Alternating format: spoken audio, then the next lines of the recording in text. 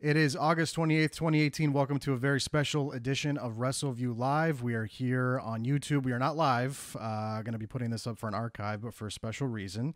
Got an opportunity to talk to a gentleman today who's going to be pretty involved with the Starcast convention and the All In weekend coming up in a few days here in Chicago. He is the former executive producer and president of World Championship Wrestling. He's a former WWE personality, a former Impact Wrestling executive producer. He's now the host of the 83 Weeks podcast, which you can download on iTunes, Google Play, and other podcast outlets. And then there's also bonus video content at twitch.tv/83weeks. Want to welcome Mr. Eric Bischoff to the program. Eric, how are you today, sir? I'm outstanding, to be quite honest about it. I'm feeling really good. A lot of media today, though, so that's always fun, right? When you get to promote. That's okay. I'm excited about it. I get excited talking to people, so it's all good. Awesome. Well, it's by the way, this is my first opportunity to do kind of a video-based interview, and that's kind of it. I mentioned the Twitch thing at the very beginning, and you're also kind of jumping into that new medium and how it's. I know you're someone who's very interested in how media gets to kind of distributed, and I noticed that the new thing with podcasts now, especially, is people really like to watch video versions of a podcast instead of just listen. Whereas for 10 years, it just seemed like it was so easy. But now it's this new medium, and you seem to be doing the same thing with 83 Weeks on Twitch. So talk about that a little bit. Yeah, I mean, I'll tell you, I'll try to keep this truncated. But, when I was a kid, growing up in Detroit, I had a neighbor. He was actually a friend of my dad's, so he was an older guy. But he was into Citizens Band radios. And he had a CB radio, a home base unit in his little office. And I would go in there on the weekends, and I was so fascinated because he was able, back then all you had was a rotary phone. In fact, where we lived in Detroit, we actually had a party line, which meant that we shared our phone line with people in the neighborhood around us. There were times when you'd want to make a phone call, you'd pick it up, and somebody else would be on that line. So you had to wait your turn, so to speak. And this guy had the Citizens Band radio, and he would just go in there and he'd turn his radio on and be able to talk to people all over the city, without having to pick up the phone. And I went, wow, that is fascinating. So as I got older, and I had a paper route, I convinced my dad to let me buy a mobile unit that mounted in his car, and I could sit out in the driveway and get on my mobile Citizens Band radio and talk to people all over the community. So I was fascinated with it. And then I learned later on, I had a neighbor in Minnesota that was into ham radio, which is shortwave radio. And he could literally, now again, this was still when a long distance phone call to another city would cost you $3 a minute. And he would get on his ham radio and he'd be talking to people in Germany or, the Philippines, Japan. I was like, wow, this is incredible. So the ability to access technology that allowed you to communicate people with around the world has always been fascinating to me since the time I was a kid. Cut to Twitch, Patreon, podcasting, where now it's so accessible. You don't have to spend $2,000 for a ham radio. You can literally get set up on your laptop with about $200 worth of gear, have a podcast, and be communicating with people around the world, or get on Twitch. And all of a sudden, you're chatting with people in real time, from all parts of the world. When I get on Twitch, I'm talking to people live who are calling in from the UK. They're calling in from, I've had people call in from South Africa, from Australia, from Eastern Europe. And it fascinates me still to this day. So that's the reason why I like to explore technology and explore new ways of communicating. But again, for me personally, or I should say on a business level, it enables me to stay in touch with wrestling fans who, for whatever reason or another, want to be in touch with me. It's great. Well, that leads me into kind of what I wanted to ask next was the podcast market is incredibly saturated. Not just, obviously that it kind of happened more recently for wrestling. I'm a big comedy podcast fan, and that's where I saw the first boom, and Cole Cabana kind of took Mark Maron's kind of podcast approach, and then it just every wrestler on the planet now has a podcast, whereas I'm seeing kind of the new approach that you're doing with Conrad and that Conrad's doing with Bruce, where it's kind of a let's focus the conversation versus just be all over the place. But did that also kind of come across your brain where you're like, ooh, there's a lot of people doing podcasts right now. Do I want to just jump in there? Well, it did. I stutter stepped my way into podcasting with Conrad. I did a show, had a podcast, did about 60 episodes with a guy by the name of Nick Hausman out of Chicago, who is an editor at WrestleZone. And it was good. It was okay. We did okay. We didn't do great. And part of that was because of the format. Nick, because his day job was literally keeping up with and talking about, reporting on, what happened today, what happened yesterday. It was all news centric. And most people don't really give, two squats what I think about the current product. It's never really, something that people want to talk to me about for the most part. So I think that's one of the reasons why the show didn't do that well. And when Conrad reached out to me, once I decided I didn't want to do the show I was doing with Nick Hausman any longer, and that show just kind of went on an indefinite hiatus, Conrad reached out to me and we started talking. And Conrad was convinced that if we, really broke down each episode and did the research and focused on the details of the stories or the business decisions, he really felt that there was still a strong market for that. I wasn't as convinced for the reasons that you brought up. Everybody was doing it. People have been talking about the Monday Night Wars, including me, ever since, the Monday Night Wars ended. I just didn't feel like there was anything fresh to discuss. But Conrad convinced me that, doing the research and really focusing on the details, people still had an appetite for it. And he was absolutely right. Bruce is probably the number one rated, downloaded podcast, wrestling podcast in the world. And we're number two and knocking on his door. So hats off to Conrad, really.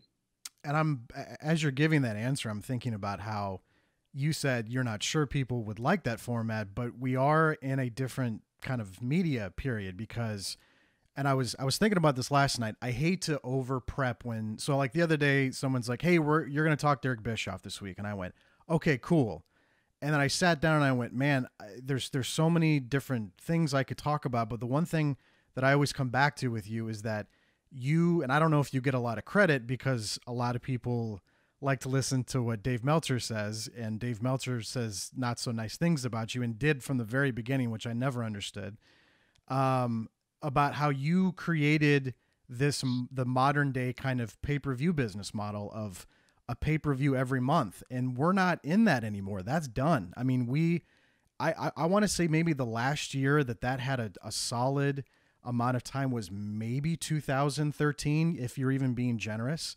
Outside of the UFC, which is the only other kind of outlet that still utilizes that's done. And you're talking about how I'm not sure if anybody would be interested to listen to me on a podcast, but now we can go back and watch all the things that you're talking about with Conrad in the blink of an eye because you have a subscription to the WWE network, which obviously has the biggest, library out there. But does that surprise you? Did you ever see it possibly going the way, considering you embraced the model when a lot of people weren't doing that, and now it seems like everyone is playing catch up to what the WWE decided to do when they jumped in the pool with it? Yeah, I'm not really clear on your question. I mean, how many pay-per-views does the WWE do now a year? 12, but it's all streaming. I guess my question is, you created that model, but now everyone's playing catch up, and do you feel like the WWE kind of saw that coming the way you saw how you could take advantage of pay-per-view back in, what was it, 96, when you said, let's do this? 12 years. Look, the fact of the matter is that I was forced to do it. When I took over WCW in 93 or whatever it was, they were hemorrhaging money badly. And there was a ticking clock on WCW. The mandate from Ted Turner, or I should say the Turner organization, was either turn this thing around quickly or we're pulling the plug. So there was a lot of cost cutting initially. There was a lot of discussion and thought about how do we increase revenues? How do we turn this thing around? Because doing what everybody else before me was doing clearly wasn't working. So I was forced to do radical things that had never been done before. And the only real revenue that WCW generated was off of pay-per-view. Our house shows sucked. Every time we went out the door, we were losing money. So I couldn't increase the number of house shows we were doing because, like I said, every time we went out the door, we lost money. So if you multiply that by 3, you're losing 3 times as much money. I actually cut back on the house shows to save money and utilize those resources to increase the pay-per-views because the profit margin on the pay-per-views were much higher, and we were actually making money on the pay-per-view. So it's not like I was that smart, quite honestly. It was that I had no other choice. There were people who told me that I was going to ruin the wrestling business by going to 12 pay-per-views a month, that it was the worst thing that we could ever do in the long run. There were a lot of people, as there always is in any business. There were always, you make any kind of a decision that's different than what everybody else would make, and you'll be surrounded by people telling you how wrong you are for doing it. And then once it proves to be successful, you're surrounded by people who are all taking credit for convincing you to do it. It's just, human nature, I guess. There's a saying, success has many fathers, but failure's an orphan. And that's I found that I learned that early on at WCW. If I made a decision that sucked, guess what? I made that decision. But if I made a good decision, well, there was 20 other people in the room that helped me make it. Mm-hmm.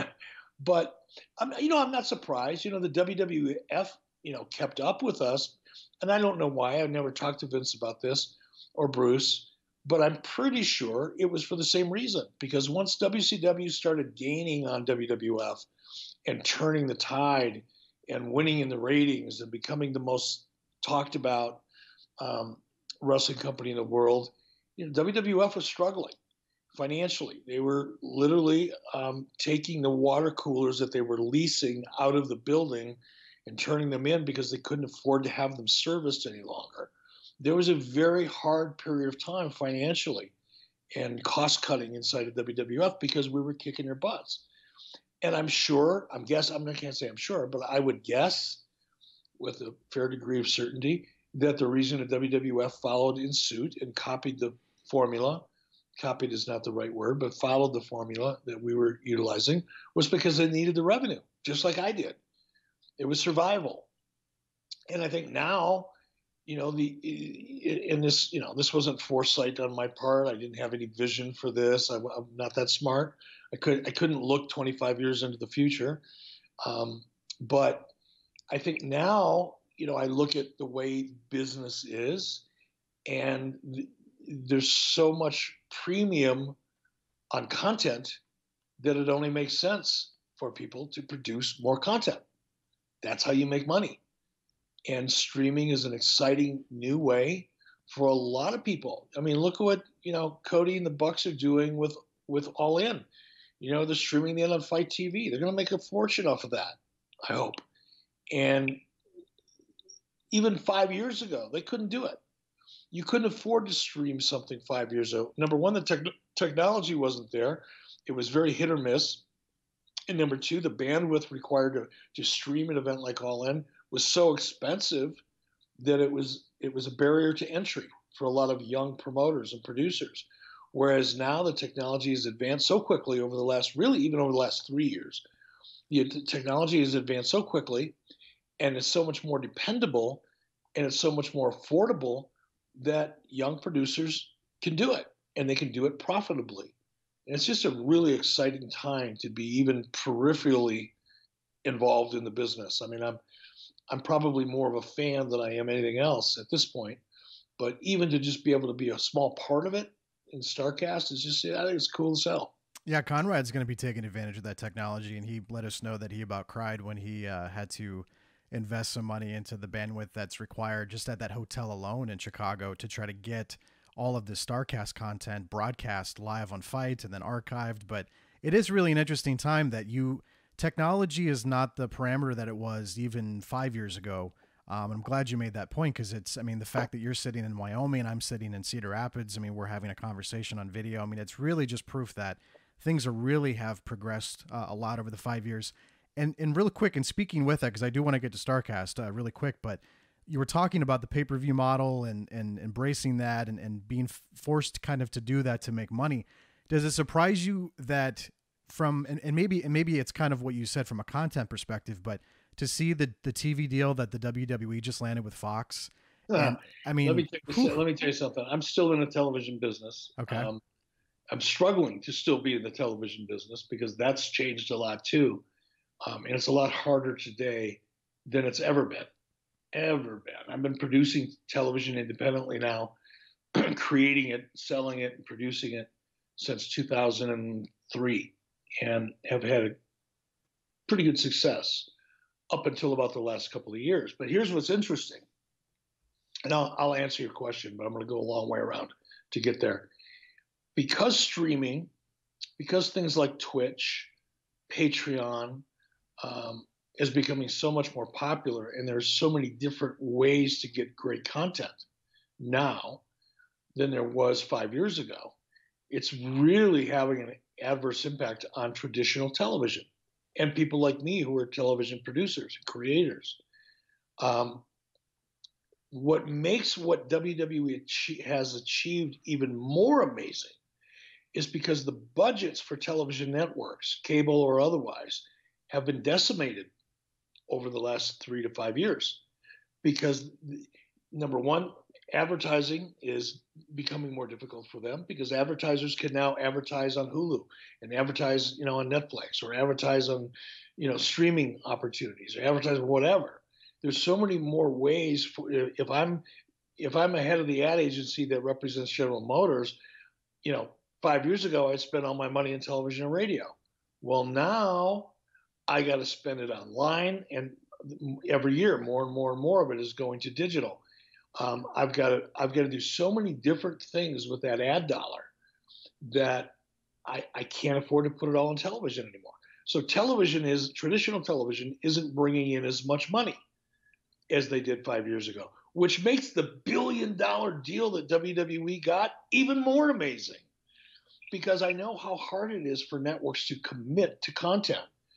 And I mean, I'm stunned. And I've got a meeting in New York next week, right after All In and Starcast, with a good friend of mine who's two of them actually. I'm in a meeting in New York City with a major network, by the way, and they're stunned. They've been in the business a lot longer and at a higher level than I have, and they're shocked at the deal that the WWE was really able to do. I'm just amazed by it, quite honestly. Well, I was reading, I don't know how accurate this was, but I read a story about Rupert Murdoch just sitting there across the table from Triple H and Stephanie and just courting them with a photo of Ronda Rousey with Triple H on her shoulders. And just that idea that Rupert Murdoch, who's had a tremendous success with Fox News and that entity, who is then courting, the WWE, which, as you were mentioning, pumps out so much content. That really is the value. I mean, that is the new world we're in, where if you can pump out as much content as the WWE is, you do become a more valuable asset. It does seem that way. And that's really what makes wrestling so unique, and the WWE in particular so unique, because relatively speaking, got to be careful, really emphasize the word relatively speaking, wrestling is still very inexpensive programming to produce. The actors aren't union.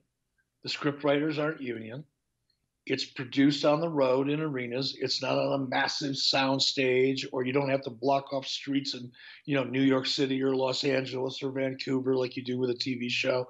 The cost of producing 3 hours of WWE on a Monday night compared to 3 one-hour episodes of your favorite network show, you can't compare them. WWE wrestling content, as great as it is, relatively speaking, is still pretty inexpensive for a network. So the nature of what wrestling is, number one, makes it attractive. But what makes it more attractive than the fact that it's affordable content is the fact that it comes with, in the United States, probably a total of 8 or 12 million active regular viewers every week. Now, I'm not suggesting that Monday night and Tuesday night combined, deliver necessarily 10 or 8 or 10 million people. But if you look at all of the content across all of the platforms, you got 10 or 12 active viewers, 10 or 12 million active viewers every week here in the United States, maybe 25 million, around the world. So you not only have inexpensive content, you've got a massive base of fans that are following everything you do. That's what makes it valuable. And other than, the NFL or the NBA, who has that? And even the NFL and the NBA, those rights are so expensive compared to the cost of the similar number of hours of wrestling that you can't even really compare them. So wrestling is still, WWE is still incredibly efficient content with a massive fan base comparable to the NBA or the NFL in many respects. Absolutely. I could sit here and talk television with you all day, but I know we're on a time crunch here. But I want to get to Starrcast. Let's talk about Starrcast coming up this week in Chicago. Is that this weekend? That is. I know. That's why. I'm going fishing this weekend. You probably would be much nicer to stay in Wyoming, but Chicago should be pretty good though. Should be pretty nice. It'll be a blast. So you have kind of a loaded lineup, and I looked at the schedule, and correct me if I'm wrong, but these are the dates that you're officially doing some stage shows. Thursday, you're doing the Monday Night Wars debate with Bruce Pritchard. Friday, I believe you're going to be part of the roast of Bruce Pritchard, if I'm not mistaken.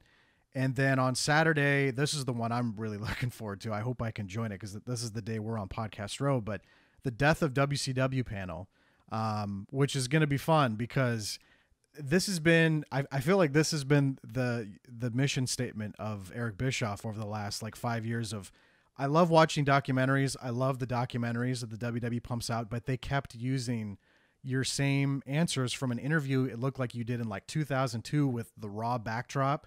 And I remember thinking to myself, wow, how come they're not talking to this? And I guess from a contractual standpoint, maybe at the time you were with Impact and it was hard to make that work. But there was this very large gap of all these documentaries and specials, and they just kept airing the same Eric Bischoff stock answer. And then I would see you in interviews saying, man, they sure are setting a narrative for themselves up there. But since then, you've had quite a bit of an opportunity, obviously, with podcasts and other content that the WWE's pumped out. But this is going to be a little different, and that someone that I don't even know if you've met any of these individuals, but writing books about the demise of the company that you were in charge of, it's going to be very unique if you have a ticket or if you're going to watch on Fight to kind of experience this and kind of see the interaction. Well, there was only one guy there that was part of this book called The Death of WCW. I think it was written by Dave Meltzer, Brian Alvarez, and R.D. Reynolds.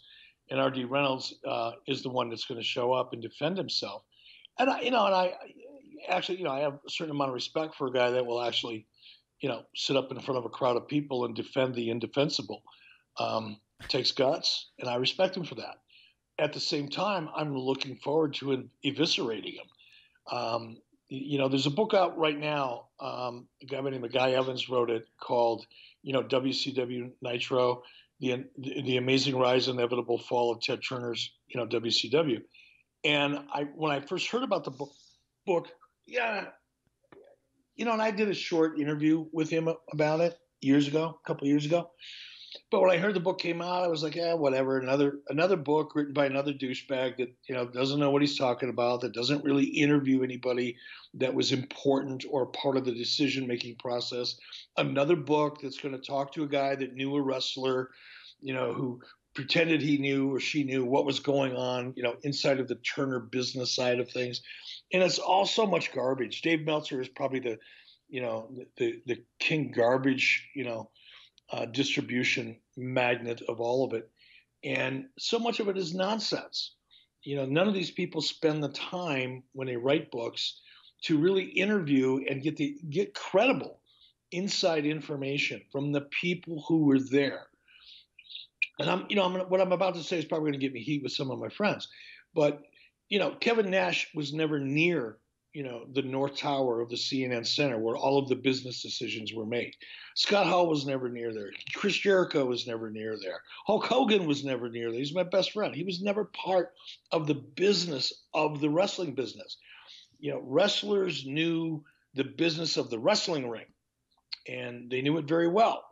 but none of them really understood the business of the wrestling business, nor do they even more importantly understand the dynamics and the politics involved with WCW during that period of time as it related to AOL, Time Warner, and Turner, because they were isolated from it.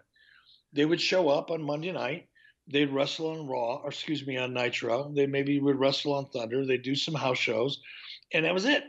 They were never in the office. Kevin Sullivan, who's going to be on the panel, is a little bit different. He was at least peripherally involved. He was never a part of any major discussions with the finance division of Turner Broadcasting or the legal division of Turner Broadcasting, other than a very low level. The ad sales side of Turner Broadcasting, he never had to deal with that. That was my job. So when I read books like The Death of WCW, written by Jagoffs, who were not only not there, but were too lazy to actually pick up the phone and talk to somebody who was, instead of taking second-hand, third-hand rumors and hearsay from wrestlers who didn't know what they were talking about anyway. When this new book came out called WCW Nitro, and you can check them out at on Twitter, just go to @WCW Nitro Book and order one. And I encourage you to do it, because when I got the book online and I looked at it, first of all, it's like 700 or 800 pages online. I was shocked at the people that the author was able to interview. Guys like Joe Yuva, who is one of the most powerful people in network television today, as a matter of fact, did an interview for this book talking about, WCW and Turner Broadcasting from the ad sales point of view. A guy by the name of Dick Cheatham, which is a hell of a name for a guy in the finance division, but his name was Dick Cheatham, and he's a great guy. Dick, was right there. I mean, in the trenches with the Turner finance division, fighting the fight. So he knew what was going on within WCW and Turner Broadcasting and AOL Time Warner. He was there. He's got the scars to prove it. Bill Burke, who was the president of TBS, spent a lot of time talking to the author about this book. So I think they did over 120 interviews with people who were really in the thick of it. And this is the first time any book like that's ever been published. And I'm not pitching that book, but I'm trying to illustrate the difference between the sewage that's available between two book covers from guys like Meltzer and Alvarez and R.D. Reynolds, and a really well-written, well-researched book that's available now. And so I'm looking forward to getting up and talking to R.D. Reynolds and hearing how he defends the indefensible. I can't wait. I'm going to eviscerate him. You look excited when you say that word too. My new favorite word, eviscerate. I saw that. So final question / statement, because I have to bite back a little bit, because people would because I got another one coming in here, so we gotta. I know. I have to ask this, because this is one thing that's always bothered me a little bit. I went to college for journalism. I was taught journalistic ethics, making phone calls. If someone like myself actually had your phone number and wanted to pick up the phone and call you back in those times, would you have actually answered the phone? Because I hear that a lot of, like, well, if these guys would have just called me, and I don't believe that when I hear that a lot. Would you have actually done that, or would you have been very selective of who you talk to? I not only would have done it, I did it. There was a period of time when I wanted to have an open door policy with Dave Meltzer, and I did for a while. And I thought, okay, if I'm open with him, and if I'm available to him, at least he'll double check some of the crap that he writes. Well, I opened up, I gave him time, I made myself accessible, and he still continued to write sewage. So I said, fuck it, not doing that anymore. I made myself available to Bob Ryder before Bob Ryder became an employee at WCW. The reason I made myself available to him and eventually hired him is because I did prodigy chats, at the very beginning of digital communications and online things. And I was very open with him. Jason Powell, who I've always, especially afterwards, always made myself available. When I was involved with TNA, made myself available, because he would actually pick up the phone and call to verify or confirm or get my perspective on the story he was thinking about writing. And I respected that. So the answer is, not only would I have, I did. It's just that they don't want to write fact because in many cases, there was no money in facts. Sure. What Dave did and what so many other people did was their version, the dirt sheet version of clickbait. They made more money by convincing people that they had inside information that was salacious or controversial or damning. It's one of the reasons you mentioned earlier, right out of the chute, Dave Meltzer buried me because that's how he made money. And it doesn't bury me, not necessarily me personally, although he did plenty of that.